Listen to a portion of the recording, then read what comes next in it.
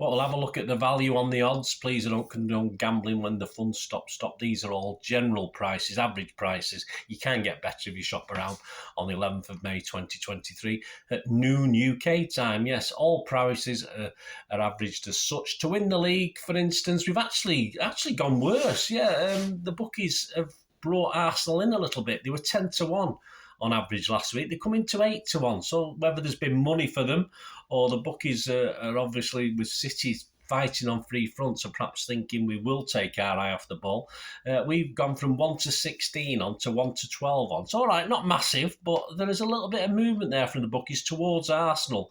I'm sure it won't worry us, but it's interesting to see.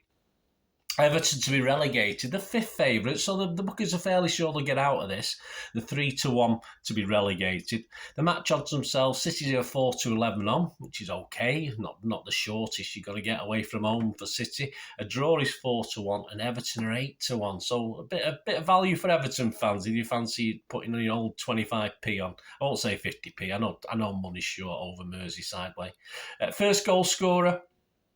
Foden, of course, last season scored the only goal of the game. He's 7-1. Haaland has had two quiet games, so he's surely due a good game against Everton and Real Madrid. Fingers crossed. He's 9-4. And of course, how about from a corner or something? How about old Stonesy getting one against his old team? 25-1. He's not always done that well, I don't think, from memory. I might be wrong. Sometimes he's not played, he's been injured, etc. But how about that 25-1? On the Everton boys, you've got Dominic Calvert-Lewin, who seems to be back and fit and raring to go now, 12-1. Doucouré's 25-1. Anytime goal scorer, Foden's okay, 13-5. Mahrez 10-3. Calvert-Lewin is 9-2. Correct score. Andy Morrison's 3-1 is 10-1. My 2-1 is 8-1. A 1-1 draw, 9-1. I'm being negative. Everton a 2-1 win. God forbid, 28-1. Half-time, full-time, City, evens. Last year, of course, it was draw at half-time, City full-time. That's 10-3, which is pretty standard. A draw and a draw is 13-2. Everton 16-1. City at half-time, then a draw is 20-1, as is Everton at half-time, a draw 20-1. I don't want a draw. A draw's no good for us. Everton at half-time, City full-time, a massive 22-1. Yeah, won't be City unless we did something nervy like that, would we? Goals over under.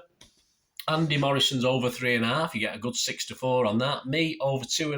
Well, not bad. 4-7 on. I'd take that. Under 3.5 goals is 1-2. Not great. Under 4.5 goals, forget it. 1-5 on. Hat tricks and braces. Haaland hat trick 12-1. Yes. Feels a bit generous now. He's not doing or a bit tight because he's not been on fire the last couple of games. Haaland to score 2 or more and Alvarez to score 2 or more. You get 3-1 on Haaland. Alvarez, who has a habit, if he gets 1, he might get 2. He's 12-1. Calvert-Lewin, 33-1 to score 2 or more. Both teams to score, yes, the bookies like that. I know the bookies sort of like it as well. Yes, 19-20, which both myself and Andy Morrison think. No, is 5-6 on. Winning margin, City 1 goal is 11-4, 2 goal is 3-1, 3 goal is 5-1. Let's hope it's at least that. Everton a 1 goal winning margin is 10s and a 2 goal is 28s. And if you fancy the Everton, if you fancy a handicap, Everton +2, I think it's going to be 1 goal in the game, 4-5 on. That's interesting. And finally, before we finish, to score first, Everton are 3-1 to score first. Again, very, very possible. City are a bit mean at 1-3. No goals, 0-0. How about a 0-0 draw? 13-1 for no goals on the to score first market. So there you go. Let me know what you fancy. Well, let me know what you're doing. It will certainly be a very nervy game.